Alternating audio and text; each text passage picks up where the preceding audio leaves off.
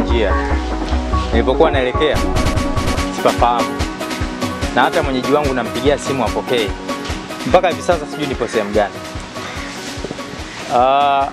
Mmeweza mkaniambia hapa ni wapi? Mbona naongea na nyie mnatazamana? Hivi blaza, kuna haja gani kuweka bunge wakati rais anaweza kutatua matatizo ya wananchi wake?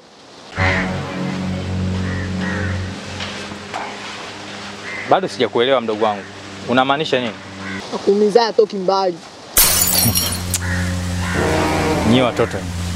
Nyie, nisikilizeni kwa makini. Iko kiburi chenu iko. Msidhani kama siwezi kuwafanya kitu chochote. Sawa? Mimi ni mgeni kwenye huu mji. Lakini nina mamlaka kuwafanya kitu chochote kile. Kama mkinivunjia adabu.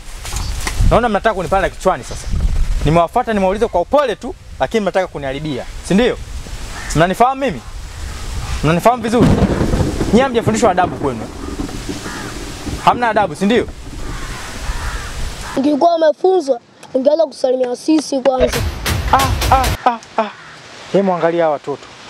Mungu Baba, nijalie mimi si nikapiga nikaua watoto. Nijalie Mungu. Vipi wewe hata mambo yako akijinga jenga hapa.